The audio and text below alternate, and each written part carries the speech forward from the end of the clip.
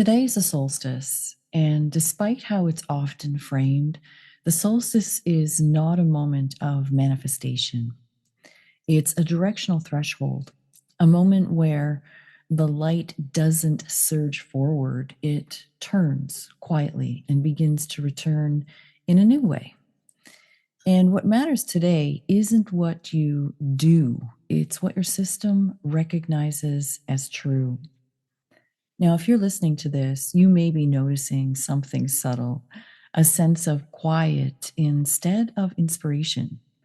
It's kind of like a lack of urgency instead of a feeling of motivation or a feeling that pushing would actually break coherence rather than create it.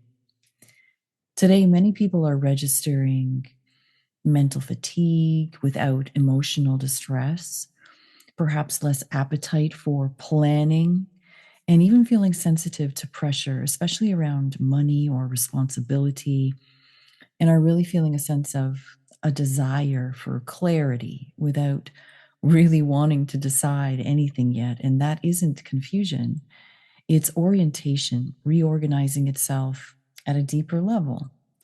And the solstice often arrives this way. It's not so much an event as it's really a feeling of settling.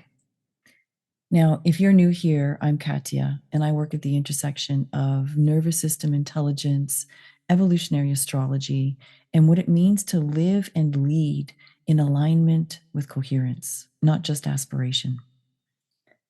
Now, through an evolutionary lens, from an evolutionary perspective, the solstice marks the moment where truth gains gravity.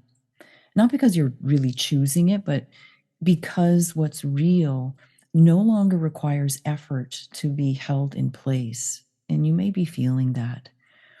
If you look at ancient traditions like early Christian and pre Christian cosmology, the days surrounding the solstice, particularly at the solstice and the days after it, they were understood as a pause in forward motion, a triadic stillness, not a darkness as in absence, but kind of a darkness more akin to gestation. And this is why so many traditions speak of the 3 days of darkness or this suspended period before rebirth. And it's not really metaphorical, it's physiological, it's neurological, even, and it's really deeply human. Now, in early mystical Christianity, what was called the cosmic Christ wasn't a person, it was more of a principle. The idea that light doesn't remain in an abstract form, that it descends into physical form, into structure and breath and bone, and literally into your daily life. And the solstice represents that same seeding point. It's that light that's entering into the living structure. And this is why this season often registers through the physical body. You may feel it in your chest, in the heart and lung field. Like for myself today, I have a froggy throat and I don't normally, and I can't explain why, but I'm feeling like I need to clear my throat often. You may feel it in the breath. You may also be feeling it in the nervous system. And when people report these kinds of sensations, they may complain of feeling pressure or pulsing or particularly fatigue or heaviness at this time. And it's not pathology. What I receive from the body so often is that this is an integration phase. And it's where the system is reorganizing how coherence is held, but doing it in a way where there's just less effort required. So, from a scientific standpoint, there is a parallel that's worth noting here.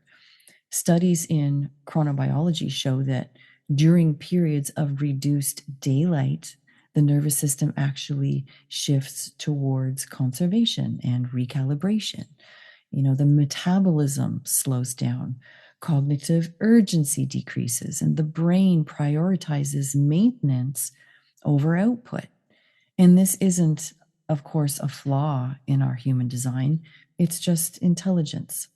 And so the solstice is aligning with that same principle. that before expansion, the system needs to stabilize at its core. So today, on the solstice, there is nothing new that's actually being asked of you. Just to be really honest about what you're sensing in your body. So the solstice is not so much a time where you're needing to ask, okay, what do I create next?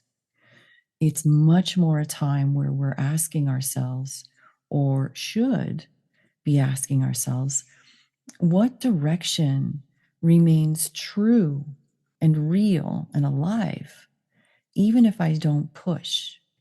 And that's a really different question.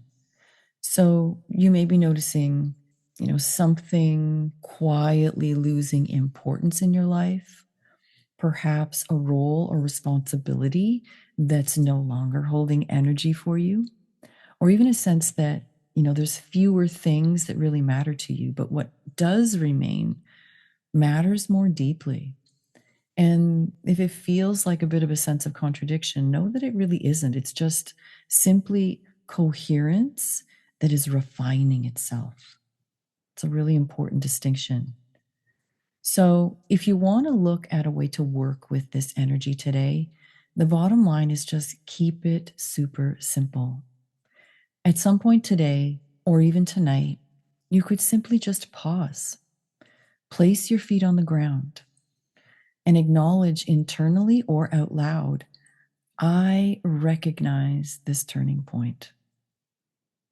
It's just a moment of recognition, and that can be enough.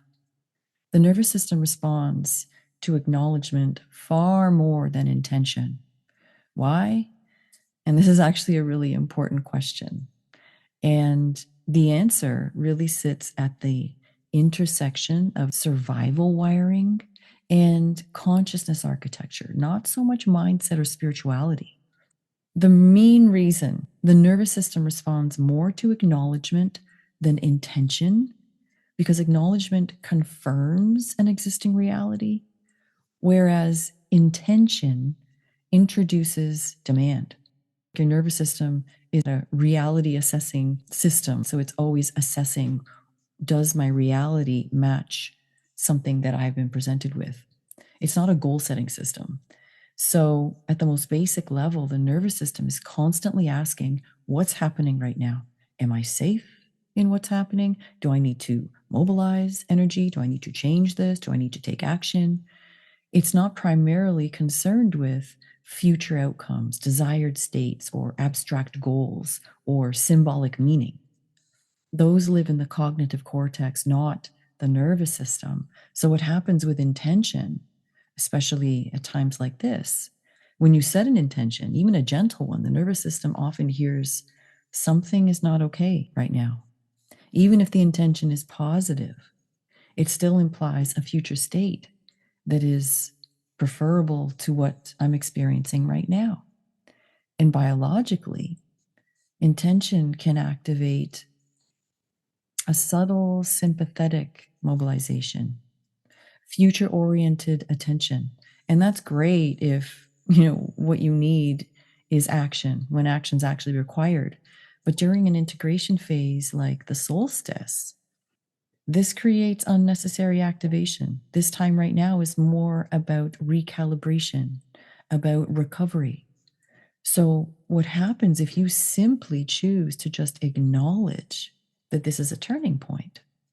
It sends the message to the nervous system that I see what's already here. And there's no implied correction. There's no demanding for change, or there's no future state that's being pursued. And why that's so important, especially at a time like this, acknowledgement is reducing predictive error. It's telling the nervous system what you see is accurate. This creates trust in the system. And this isn't emotional, it's quite literally biological. So it's lowering cortisol in the system. It signals safety to the limbic system, and it's allowing more of a parasympathetic settling. That's why, on a day like today, if you simply acknowledge that this is a turning point, that this is where I am, that something has already shifted and I feel it, that can create immediate bodily release. And it closes a loop rather than, opening a brand new one. So, on a moment like today, at the solstice, right, this is an integration period. It's a point where the nervous system naturally wants to reset. And it's also a really big point for identity transitions. So the system's already reorganizing. And what it needs more than anything right now is just confirmation that that's actually happening, that it's on the right path, that it's in the right place. It needs permission and recognition, not direction. So, this kind of acknowledgement just tells the nervous system you don't need to take action. The shifting is already happening. And that's why it lands so much more deeply. And that's why I'm encouraging you to let go of intention setting and just acknowledge where you are at right now. My guess, though, is if you're listening to this, you're probably already highly intentional. So you probably don't need another intention. But when you offer acknowledgement instead of that, you are really supporting true integration. So that's why the solstice and this phase of collective evolution, that's why acknowledgement is more important than any other kind of intention really could be. During the solstice gateway, movement is never initiated by will. It's governed by solistic gravity, the inevitable traction that is already unfolding at the soul level. And acknowledgement just lets that gravity do its own work. So today is a day to let direction, that direction that's already in progress, just anchor itself. And what's really coherent will begin to move again, but it's going to do so with less force, less effort, and more inevitability. And that's truly what the gift is of the solstice. So if reflections like this are supportive for you, give this video a like to train your algorithm, and you'll find more here on my YouTube channel. Feel free to subscribe.